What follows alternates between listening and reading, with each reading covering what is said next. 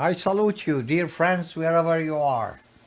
It is a new series that we are now initiating with this title, At the Crossroads. The world at the crossroads. Christianity at the crossroads. Chaldeans at the crossroads. What's the matter? Are we really there at this juncture of history? I think we are. The whole society is. Christianity and the Catholic Church itself is today at a crossroads, and especially Chaldeans, Chaldean Church, Chaldean nation are at this critical crossroads juncture. Why? What happened? What's the matter? Well, the matter, we see it all. We see what's happening. Just look at these two,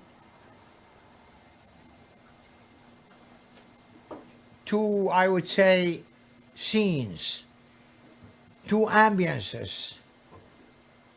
Family and school.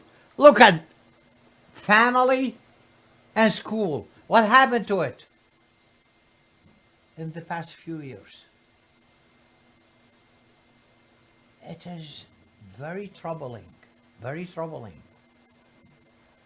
And what happened, it is a development that is happening for some time. I would say for the past 50 years, the world has changed. 5, 6 decades, the world has changed. What happened? Oh, there is peace in the West. There is no world war. There is peace, prosperity, and then people gradually and every time more are looking for pleasure.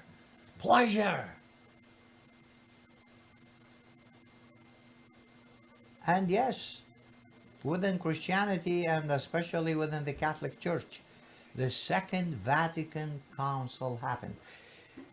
You know, I have seen all of that personally. I was just after high school, immediately after high school, I was in Europe, in Rome, studying for more than 10 years. That was at the end of 1958. So I was with this development that happened in Europe and then in the United States, where I came later. So I have seen it with my own eyes. I have seen the council, the Second Vatican Council, with my own eyes, except the first session with the Pope John 23rd. I was not there. I was not in the Vatican, in the Vatican Council itself, inside. I was still studying for priesthood. But afterward, from the second session,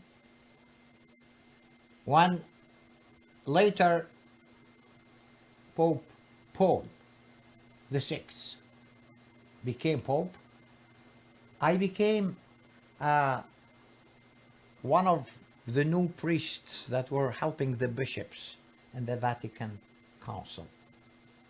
So I have seen it. I have seen the cultural revolution in Rome, in Paris, in London. I was there. I have seen it. it has been a traumatic change in the society, in the culture. And then when later the Soviet Union collapsed, and with it gradually communism,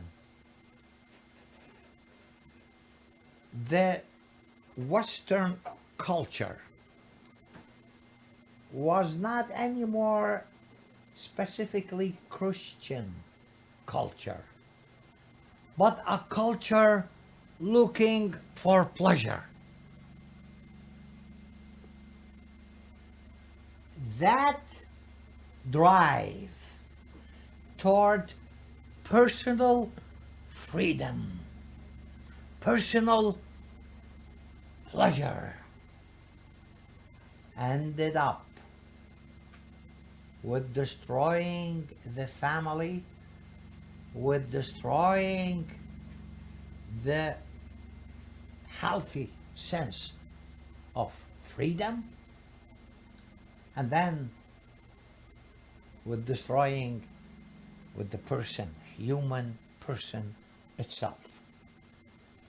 So we ended up today with paganism. Paganism is today dominating the society. The Catholic Church, through the Vatican Council, tried to update itself to cope up with this developing culture. But gradually, it was not the church changing the world. We ended up having the world penetrating, infiltrating inside the church and affecting the church. Where? At the altar and in families. Probably these are the two centers where drastic change happened. Gradually, but the result is clear today.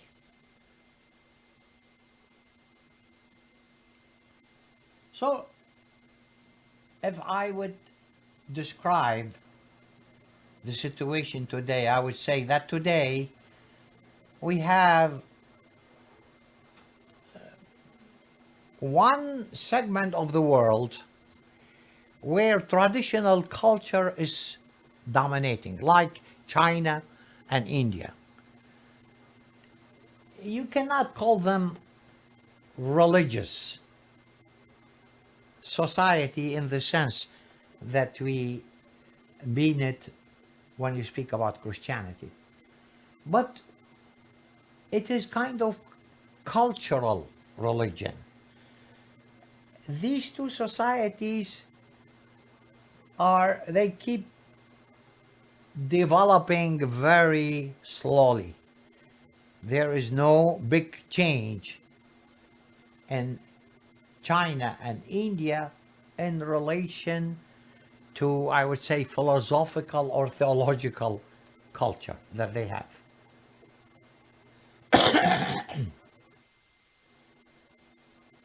But there is in the rest of the world Western Christianity, where I would say philosophical, theological, and social change has happened, and quite negatively. Where change affected the altar, the worship, the Mass, the Holy Mass. How? Can you imagine that what has been called the reform, Protestantic reform, or just reform.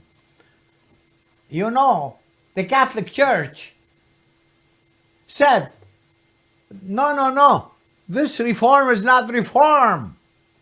We will do the right reform. But then in the Vatican Council, while the Catholic Church was looking to update itself, it ended up accepting a negative side of the Protestantic reform. I say the negative side because there is a positive side. When many Reformed Christian churches show their attachment to the scriptures, to the Bible, Jesus alone is great. Scriptures alone, Bible alone is great, is correct. Faith will save us, is correct. But when Protestants or Reformers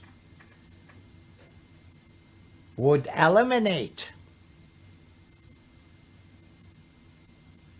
the sacrifice of the Mass, when they would eliminate the Eucharistic liturgy, in fact, they don't have it.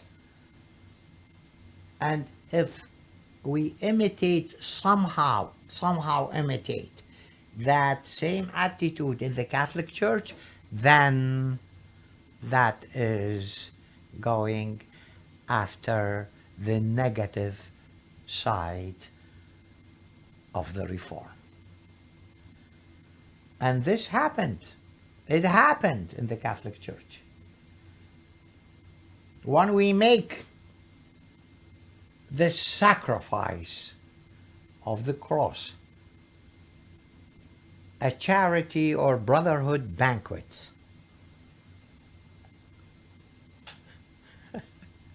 and just look at how we celebrate.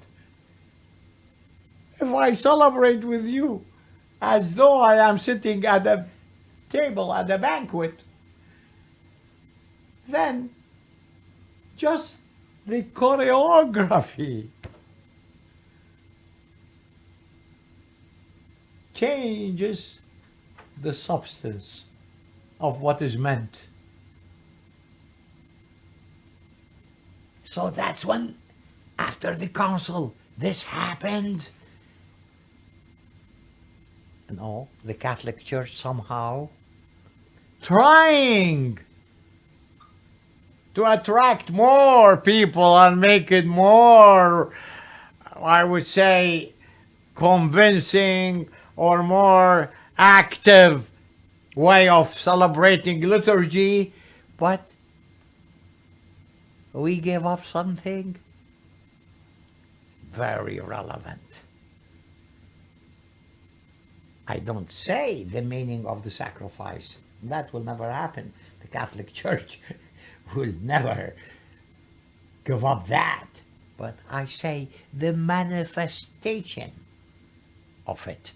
We are not manifesting the meaning of the sacrifice because Mary, John, and everyone else was standing in front of the cross. Because if I am offering the Lord as crucified for me and you, then I have to present a choreography fitting that meaning, not the meaning of sitting at a table. That is agape. That is charity. That is brotherhood. It's not holy sacrifice. This is one manifestation. The other manifestation is the family. The family. And family is based on anatomy.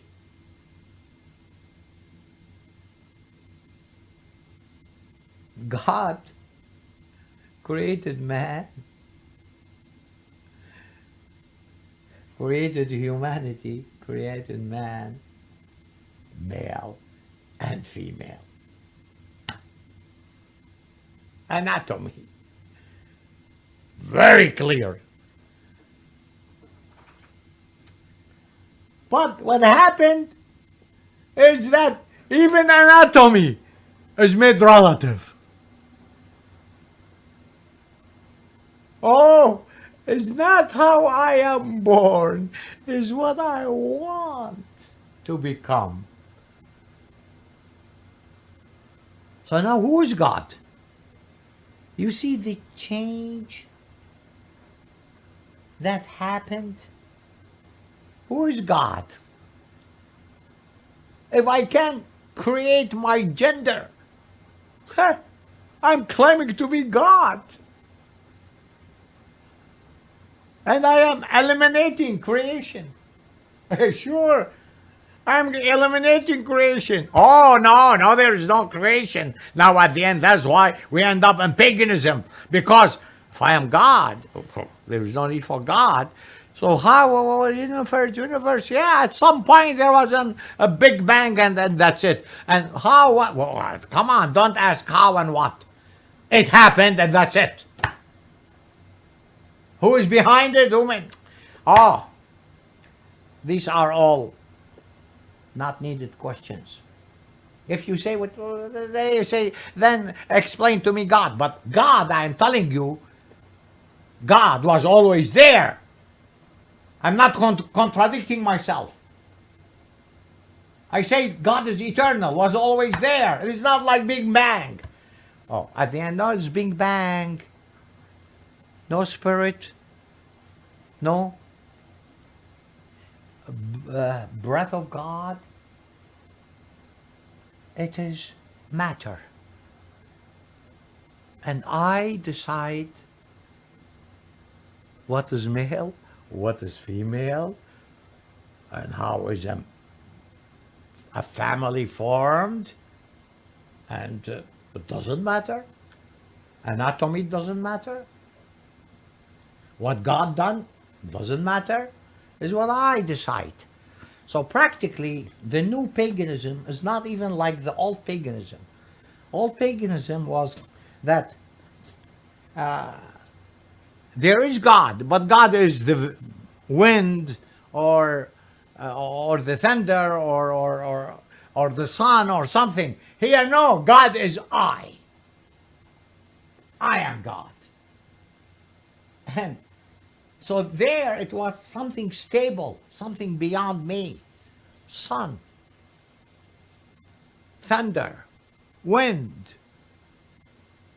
No. God is not something bigger than me, beyond me. No, I am God. I make myself male or female, and what is wrong and what is right and what is to be allowed and what is not to be allowed. I decide. And no one can impose on me who I am and what I am and what is my destiny. So this situation is really drastic. I, not only as Christian, I am talking to you as a human being, as a rational human being.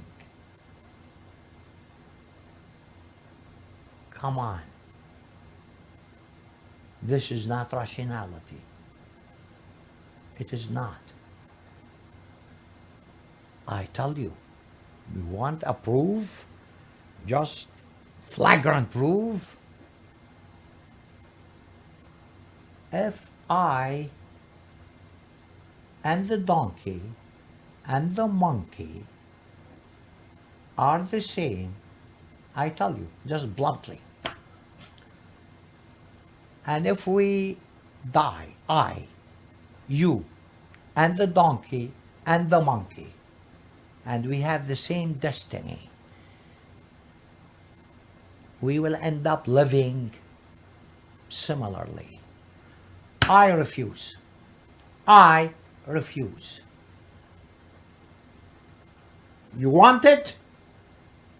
Take it. But I tell you, if the donkey and the monkey will die like you, and you will die, you will end up with the donkey and the monkey. If that is your destiny, you will end up living like the donkey and the monkey.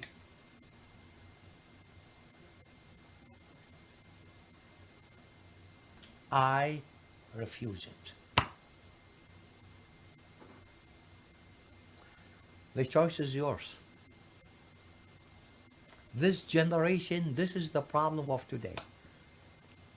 I explained it to you with some explanation, with some clarifications here and there to show aspects of today's culture and society. But you know, Islam is coming, trying to solve your problem if you will not solve it. Islam is telling you, hey, you and the donkey and the monkey are equal, but we Islam are telling you, no, there is Allah. You left the Messiah and his salvation so that you have a problem that Islam will solve it for you. My gosh, this is really tragic. So that is the crossroads juncture. That is where we are at now. As a civilized society, as a worldly culture, just take it intellectually. Am I only matter? No spirit? Do you realize the difference when you say to your wife, to your fiancé, I love you? Do you see the difference between you thinking you are only a matter and you thinking that you have soul and spirit in you? Do you see the difference? What is the meaning of love? What is, if you are only matter? It's a joke. It's empty. It's nothing. What's the meaning of father-son, father-daughter relationship? What is it? It's a joke. It's a bluff. It's nothing. What is correctness? What is being truthful? What is being just? Nothing. If there is no spirit, if it is always materialistic.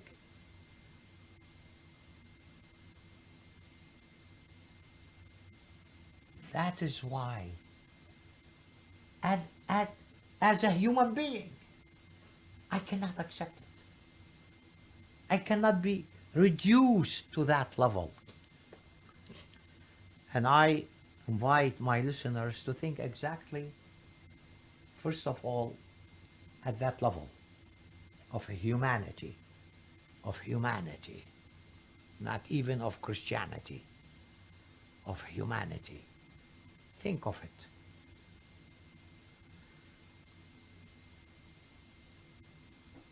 This is the first lecture dealing with this analysis of our situation today, being at the crossroads of history. And I tell you, it is very similar to the time of Jesus. When Jesus came, Roman Empire, pagan, was controlling the whole world. And today we are in a very similar situation. Again, paganism is controlling the world. And Jesus was not shy from exactly attacking this world, bringing the kingdom of God to solve the problem of the world. And the same solution today is needed, bringing Jesus again to the world, bringing his kingdom to the world. You know, in the Bible there's these two words, Maranatha, written in the New Testament in few places. Oh Lord, come! You know, in our Chaldean language, we say Thele, but when we say the order of Thele is Heyu, is not Tha. It should have been Tha, because Thele Tha. Khille Yukhul. It is, you don't change. Dmukhle Dmokh. It is the same letters that you use. So Thele should have been Tha.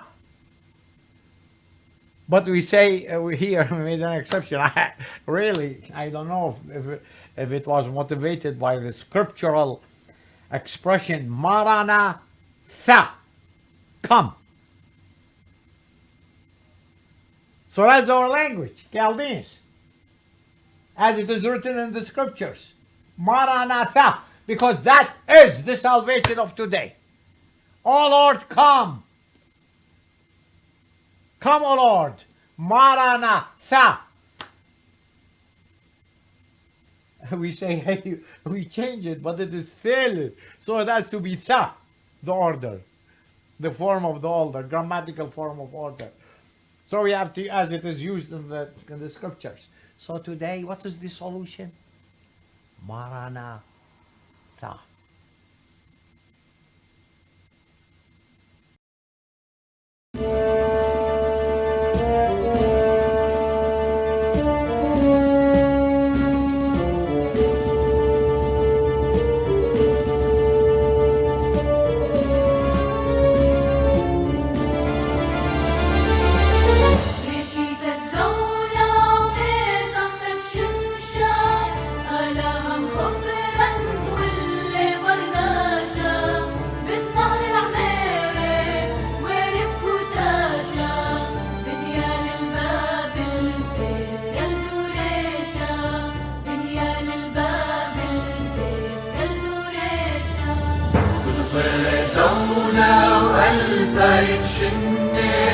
شباب البلة وبيشتا تخراني يا لك بتنظر بربس الدنيا طير بأوطاني ومخيك كل شخني طير بأوطاني ومخيك كل شخني باب الخدة قيمة بروحة برجه بتقاسي وطار مليشوحة كالجايب جمعي والبارة مزوحة لبيك مقروي دمر يا دوحة لبيك مقروي دمر يا دوحة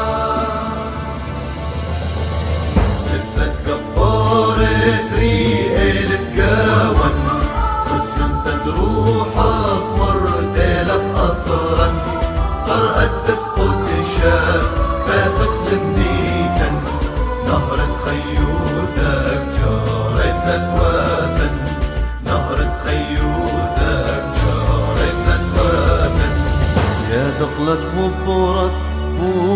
بجرايا مشت الأراثا ومر الرواية فردي سواوا يوم قمايا فردي سبتش الدار خرايا وش بجرايا مشت الأراثا مر الرواية فردي سواوا يوم قمايا فردي سبتش الدار خرايا فردي سبتش الدار خرايا